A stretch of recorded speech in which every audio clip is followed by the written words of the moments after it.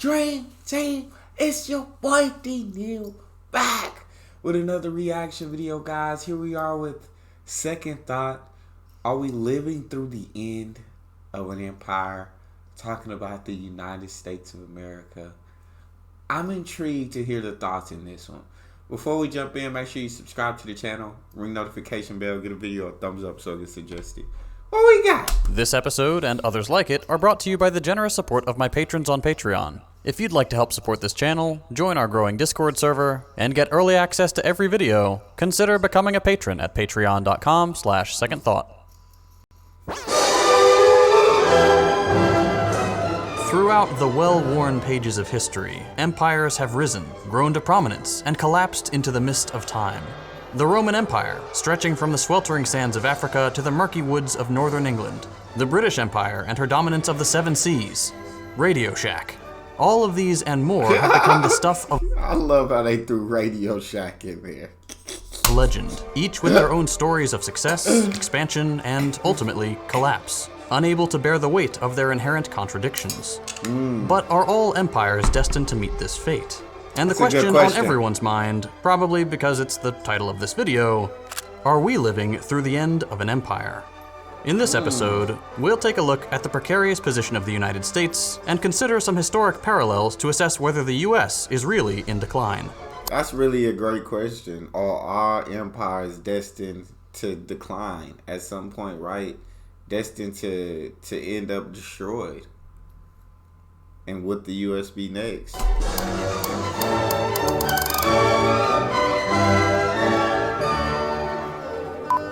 All right, here we go. I'm ready. No, that's terrible. All right, I'm ready. Rome. Or are we doing this? I love this. Here we go. I'm ready. Okay, give Rome. it to me. The empire all other empires aspire to be. From their breathtaking architecture, to their lavish feasts, to their penchant for feeding people they don't like to wild animals, Rome is truly the shining example of what other nations can only hope to accomplish. We can't really talk about empires or empires in decline without talking about the Roman one. And it just so happens that Americans, from politicians to far-right history YouTubers, love to compare the US to Rome.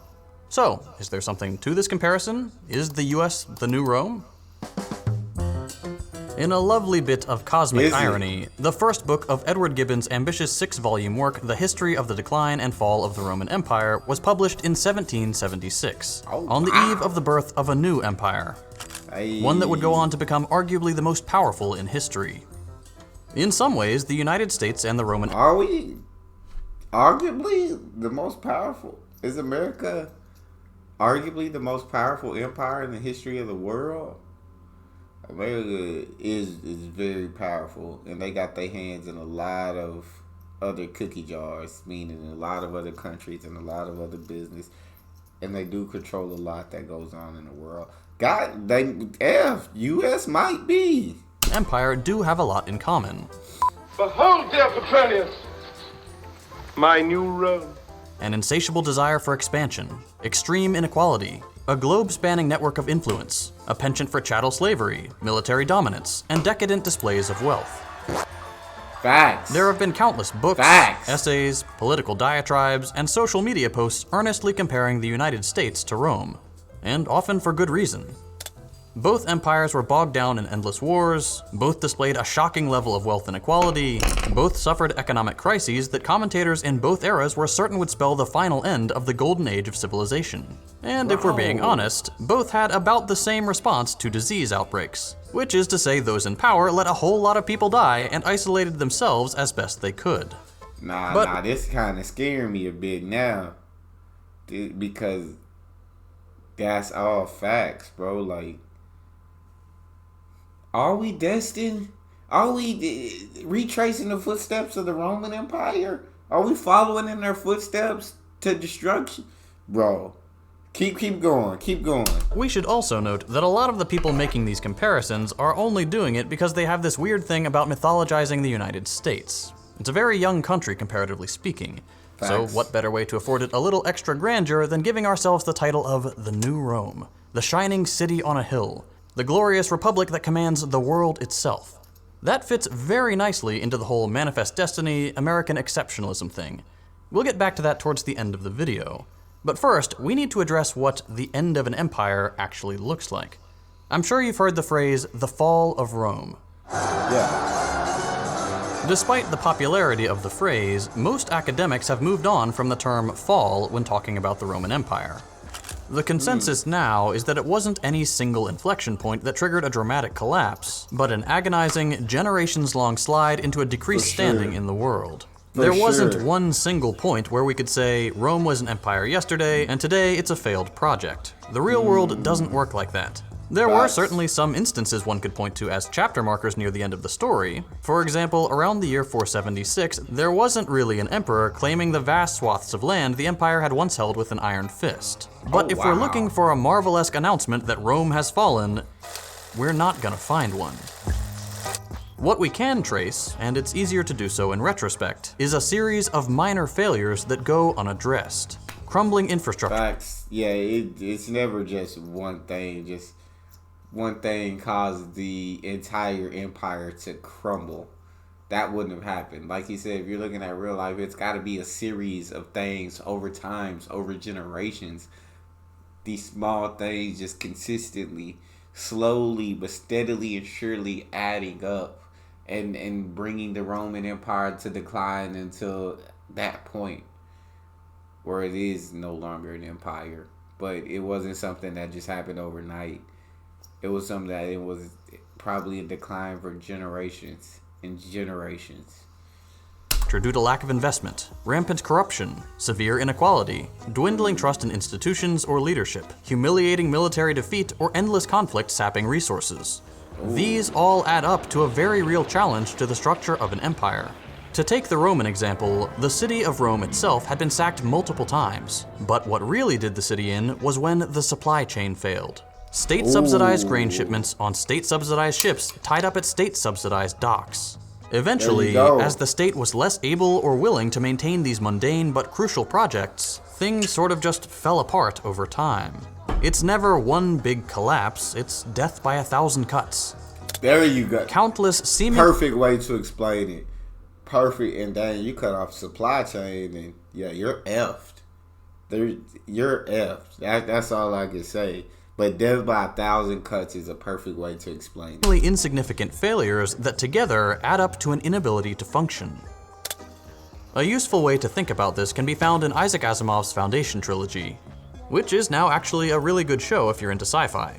Oh, wow. Much like Harry Seldon prophesied a series of crises along the path of the Empire's long and painful collapse, so too can we take a step back and see a handful of big red dots on the timeline of American decline.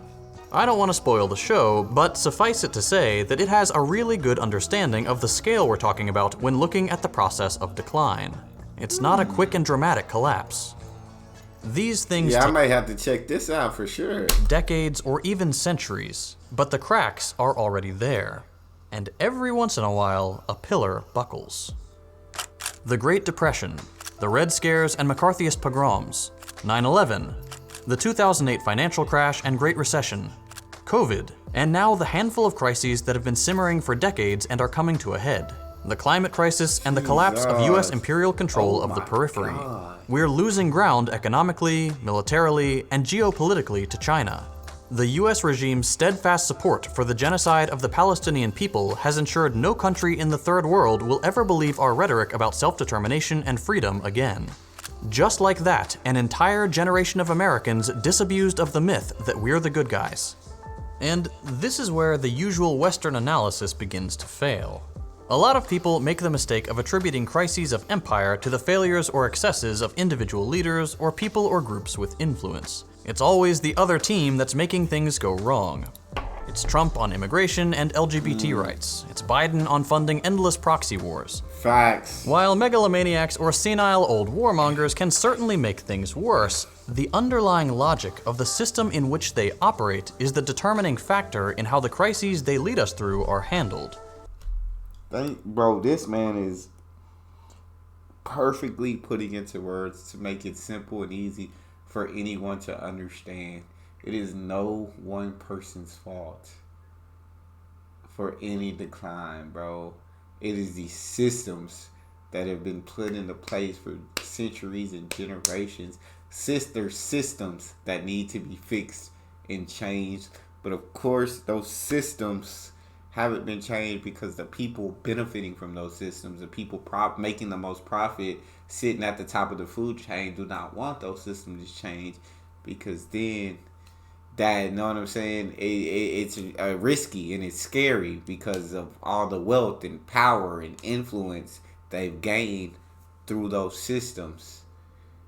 So all that wealth, power, influence is at stake if those systems are at stake. So of course they want to keep it the same. But god dang it, hey, he's spot on, bro. Take COVID, for example. I know that we will achieve victory and quickly return to the path of exceptional health, safety, and prosperity for all of our citizens. We have to get back to work. Our people want to work. They want to go back. They have to go back. Because the United States follows a capitalist economic philosophy, the key consideration during the pandemic was keeping the gears of the market turning, regardless of the human toll. The prime directive of capitalism is the accumulation of capital, and if that means we have to sacrifice low-paid workers on the altar of profit, so be it. That's insane. There was no meaningful difference between Trump and Biden on this issue, despite the two leaders being characterized as polar opposites by the media class.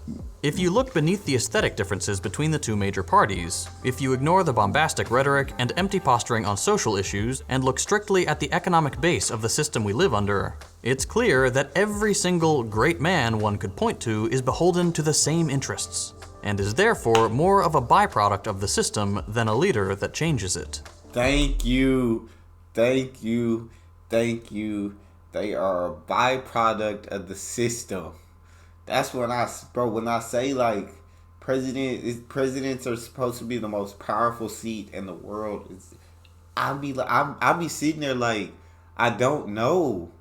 Because I feel like a president can want to change things, but he has to go through so much things to be able to, it seems like, to change anything.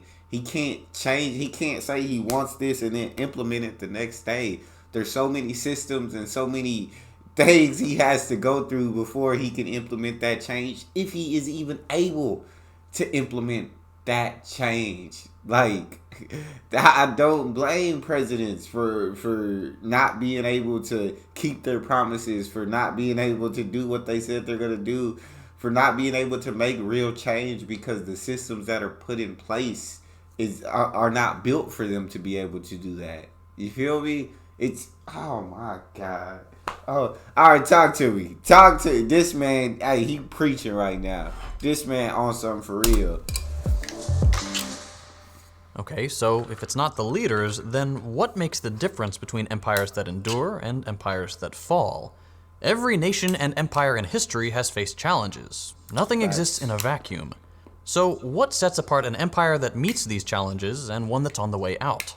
In a nutshell, resilience.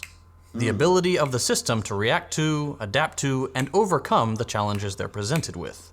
Rebuilding key infrastructure after a natural disaster. Reassessing the system after an economic crisis to make sure it doesn't happen again. Taking swift action to protect people from a major disease outbreak. You can probably see where I'm going with all this. Take infrastructure. Flint, Michigan still has undrinkable water, despite the government finally promising to replace the water lines. Much of New Orleans is still destroyed or underwater 18 years after Hurricane Katrina. We have trains going off the rails at a rate of 4.8 derailments per day. Many of those trains carrying toxic chemicals, as we saw firsthand when we went to East Palestine, Ohio earlier this year. The United States is notorious for letting its infrastructure fail and never repairing it. When it comes to economic disasters, things aren't any better. In the wake of the 07-08 financial crash and the recession that followed, nearly 10 million Americans lost their homes. Those homes were snatched up by institutional investors like BlackRock, and most of them are still held hostage on the rental market today. Did the government do anything about the conditions that led up to this crisis? Not really.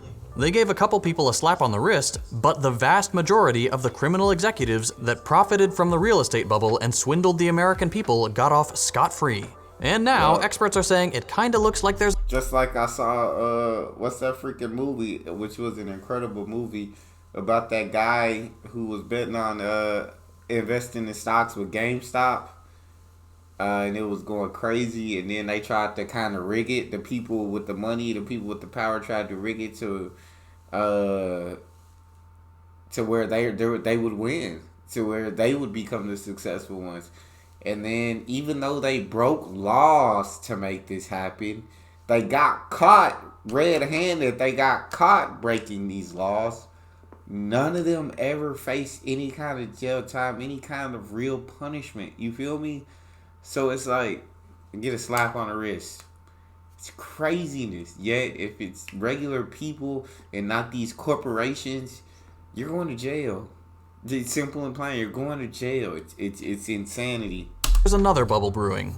Most Americans are worse off now than they were in 2007. They haven't recovered. Wow. And if there is another crash, things will get even worse for even more people. Then, of course, there's COVID. Was there an answer to curbing the death toll of the pandemic? Yes. Did American leadership know what it was? Yes. No. Did they follow the science and prevent those deaths? No. No, they did not.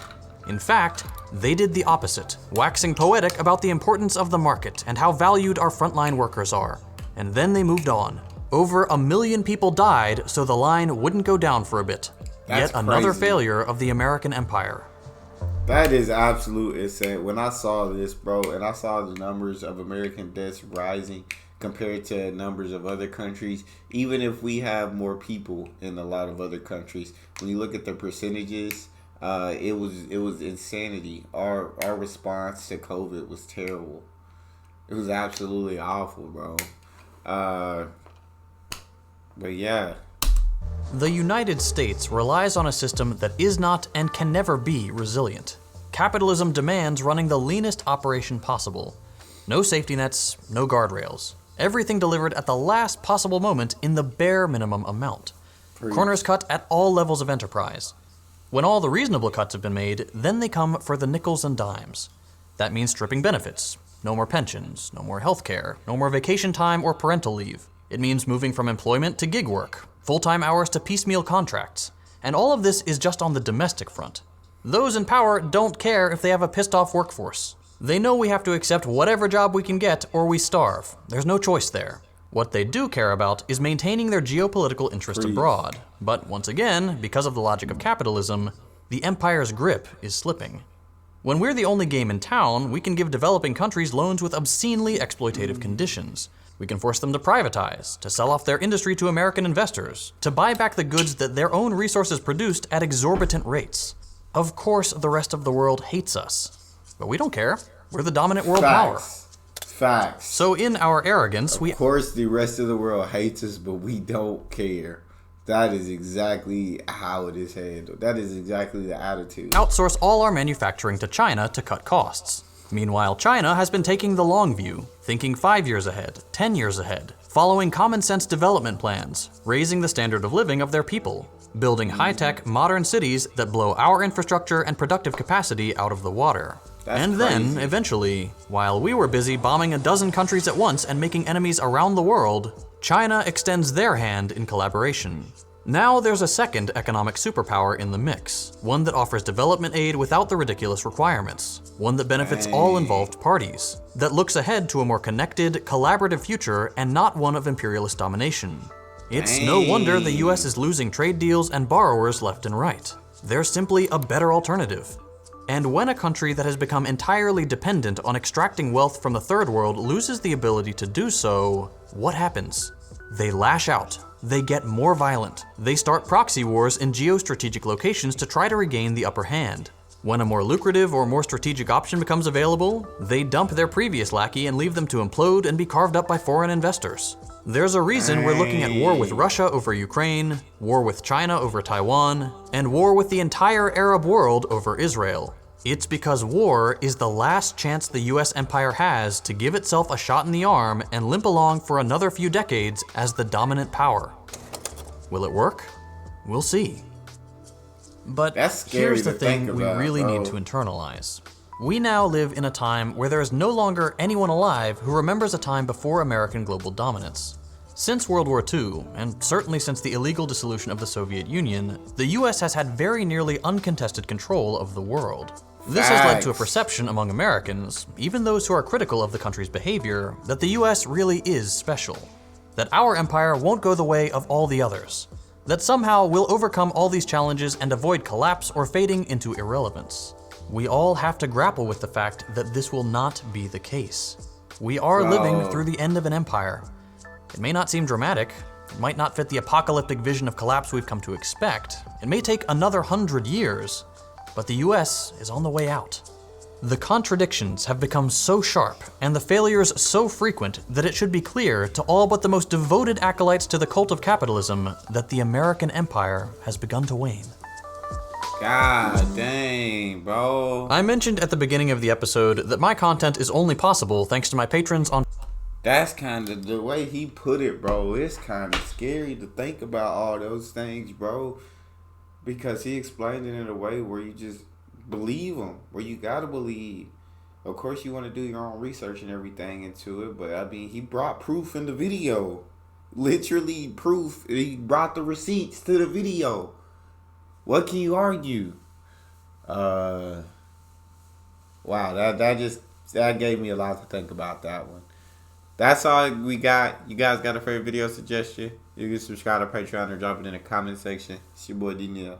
Out.